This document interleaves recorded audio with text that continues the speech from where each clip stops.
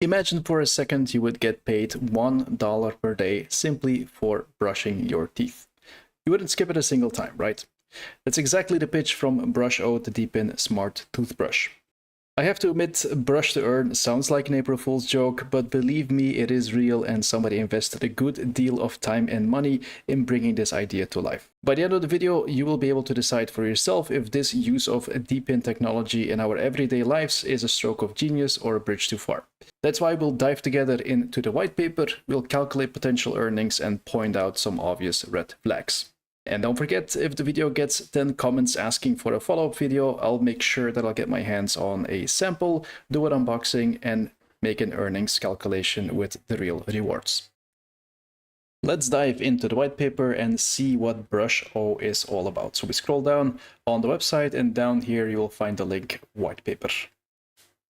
In the beginning of the white paper, we can see which challenge they're trying to tackle and how they are going to solve it.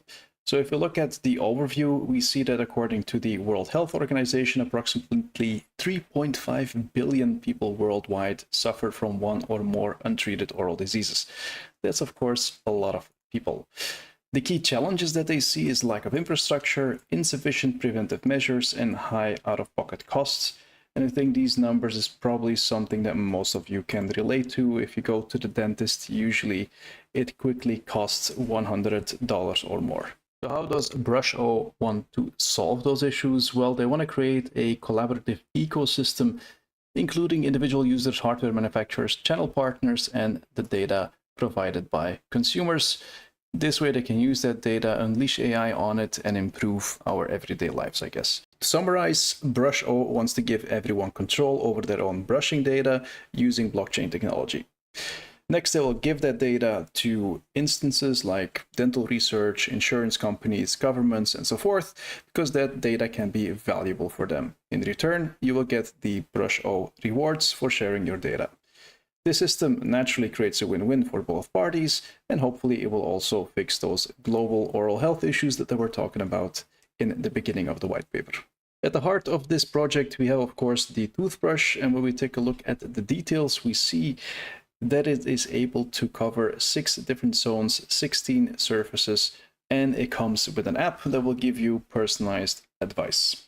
Looking at the front page, we see that the device will look like this and that the app will look like this. So basically, you will brush your teeth, then you will sync with the app will send all the data, and then you'll have a nice overview to double check if you really covered all the areas of your teeth, you put the right amount of pressure, you spend enough time on each one of your tooth, and so forth. So it will give you a very detailed report and tell you how to improve the way you brush your teeth.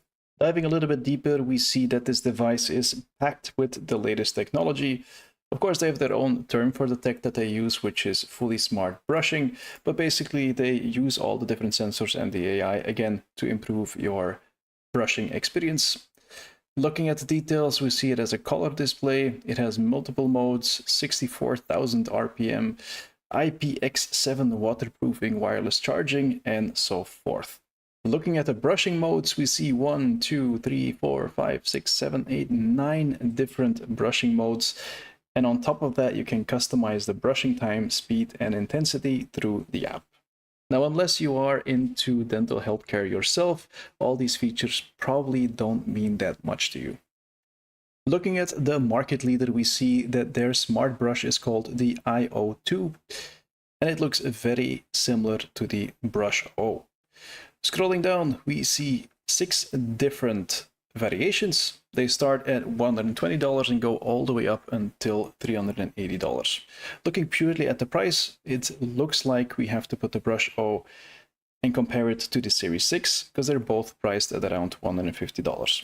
I do want to highlight that the BrushO has 9 different brushing modes, and it also has a color display. The color display we only see with this one starting at the Series 8, which costs about $240.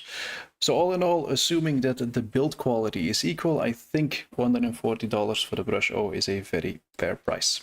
Now, although I didn't get my hands on a sample yet, we can see in the roadmap that they started development back in 2022 with the FSB 100, so that was their first iteration of this toothbrush, and then in 2023 they launched the FSB 200, and now in 2025 they have the FSB 300. That means that they already had 3 iterations on this toothbrush, which makes you assume that the quality, of course, has already gone up significantly, and that we're not dealing with the first iteration of a product, which usually has some small issues. Enough about the hardware, let's take a look at the Web3 side of things. As we can see on the technical architecture page, we have Solana as the main blockchain, and at the bottom we see IPFS is being used to store the data. Now, important to note that the data is initially stored on your device. This means that it's not automatically being put on IPFS or that it's not automatically being shared by third parties. This decision is completely up to you. Taking a closer look at this architecture diagram, we can see that the blockchain element is limited to distributing rewards and issuing an NFT. This means there is no consensus mechanism tied to the brush to earn activity, and that the verification of data is done completely centralized and baked into their own system. When you compare that to other DePIN projects like Helium, we see that they leverage novel consensus mechanisms like proof of coverage that use neighboring devices to verify the location, in this case, and the quality of work delivered by the network participants. What happens with BrushO is that they automatically trust the device that they sell. That means that they register every device that has a unique ID, and they trust that this device makes sure that it is impossible to tamper with the data that is then later being shared with the network. In the white paper, we find a little bit more details on how exactly this works. And we can see here they have smart hardware anti-counterfeiting. Basically, this means that every device they manufacture has a unique ID, just like with your phone. And then every time the device sends data to the app, the data is being signed using an algorithm like SHA-256 or whatever they want to use, combined with that unique identifier. Then when the app receives this data, they can check if that signature is really valid, because of course they have a database that has all these UIDs, which means they can check it every time they receive data. And then when the signature is valid, they know that the information is not tampered with and that it comes from a trusted device. For your own personal use, it doesn't matter if the data is tampered with or not. You will very quickly see if your own information is correct. But if you want to earn rewards, we have to make sure that the rewards are being distributed fairly and that the data that is being sold to these external companies is indeed correct. And that is why it is so important that people can't mess with the data that's being put on the network. We've seen a similar approach with other DePIN projects that are focused on wellness, just like Qtis, for example. This is a smart ring that tracks your fitness activity. Again, you're not obligated to share it, but if you want to earn rewards, then you have to share your data. Given that the BrushO device is fairly priced, I think this is a very fair deal. You provide value by sharing your anonymized data, and in return you get the rewards. If you don't want to share, you still have a quality toothbrush and AI-powered insights in your personal oral health. So taking a closer look at the staking section and the node section, we will see that nodes are a weird but novel part of their business. So BrushO nodes are for users, resellers, or partners that want to promote and sell the devices. So basically, you become a node provider, quote unquote, by purchasing a node license and then staking tokens. This sounds, of course, pretty familiar to other projects, but then the weird part that comes in is that the activity is very sales focused. So once you are a node, you have to recruit buyers either through their referral program, or you actually have to buy and stockpile the product and become a reseller of the product itself. And then you'll be earning rewards for each time you sell the product. So I definitely want to give BrushO points for creativity, but I'm afraid this is not going to fly well in the Web2 world. I've been in the retail business for over a decade, and I can say a system like this will be very hard to introduce in a traditional retail network. So personally, I think they should stick to the traditional retail channels if they want to make this brush widely available. All right, then it's time for the most exciting part, and that is, of course, the potential earnings breakdown. So how much can we earn with brushing our teeth? Luckily, we have some data to start with on the main page. We see 52,000 total brushings, 4.5 million incentives issued, and 1.5k DePIN devices. Other than that, we see that we have 10 billion tokens available. Then we can dive a little bit deeper in the token distribution. And then here we see how much they're going to release in the first year. Sadly, it is not very clear how much will be available on TGE. So we'll just make a little guesstimate here to arrive at our final number. I took all this information and put it in a very simple Excel sheet. So we see here the total brushings, total devices, and total incentives. This is the information that we find on the main page of BrushO, and that gives us roughly 90 tokens per brush, or if you want to be exact, 85.55. If we then take the information on the token from the white paper, we see 10 billion supply. Roughly calculated, there will be 10% available on TGE, so that gives us 1 billion tokens on TGE. If we then assume a modest market cap at launch of 10 million, which I don't think is crazy for this type of project, especially not if they're going to launch at the end of the year, which then gives us a fully diluted market cap of 100 million. Of course, I don't think they will be able to maintain such a market cap, but that doesn't matter at the start of the project. If we put that all together, that will give us a token price of 1 cent on launch date. Multiply this little number with this one, and we have $86 per brush. If we do that twice a day, then we're getting $1.71 per day if we brush our teeth perfectly and we do it twice a day.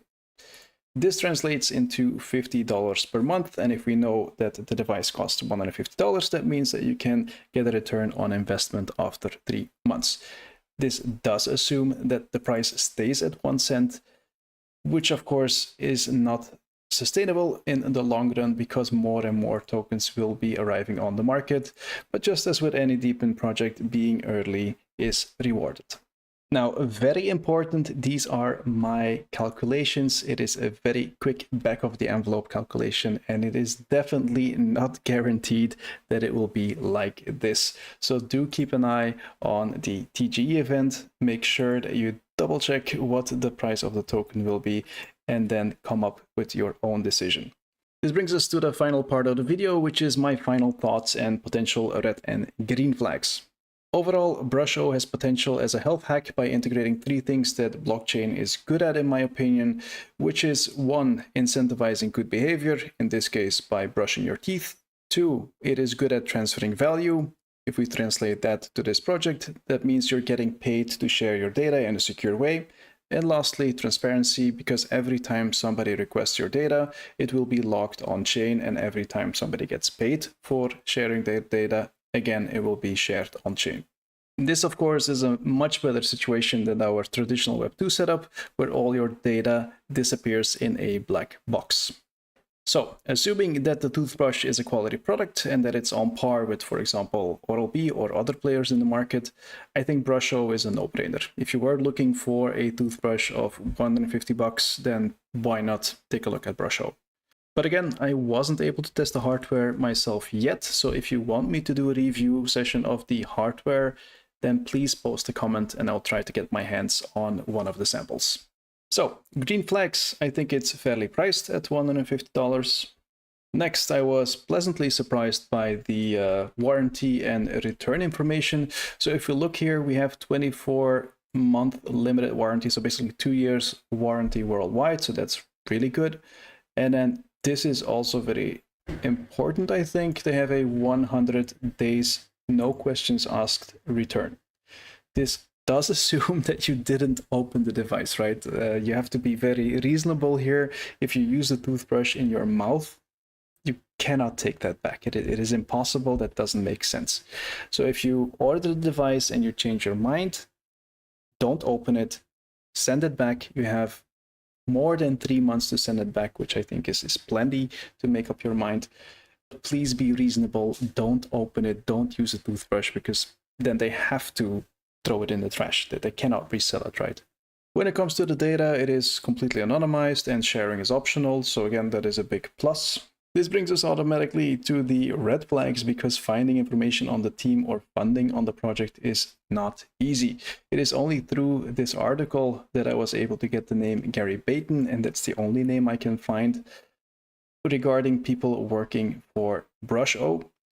When you look him up, you will probably see that he looks like this guy. But sadly, he didn't update his profile, assuming this is the right profile. And I couldn't find anyone else on LinkedIn that has BrushO in their profile. So if they're watching, this is something I would update, because it does create trust if people can see who is on the team. Second thing that annoyed me a little bit is the fact that they slapped on the term DePIN very quickly. So the question is, did they do it to ride a certain hype in the market, or didn't they really understand the concept of DePIN? Now, of course, we can have a whole discussion about this, but personally, I feel if you say that you're a DePIN project, you should have your own consensus mechanism and a way to verify in a decentralized way if all the participants are doing what they should do, and this shouldn't happen in a centralized way. The third thing on my list is the node approach. As I said before, I think it's a fun approach to doing things, but I don't think it's a realistic approach.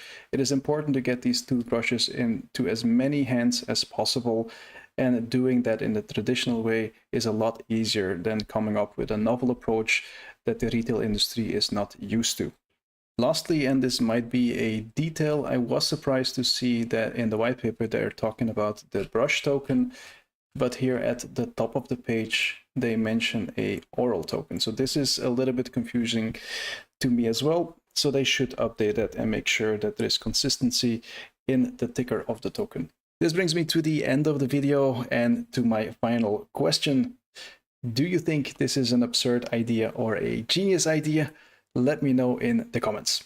If you haven't liked and subscribed yet, do that now, and then I'll see you guys all in the next video. Bye.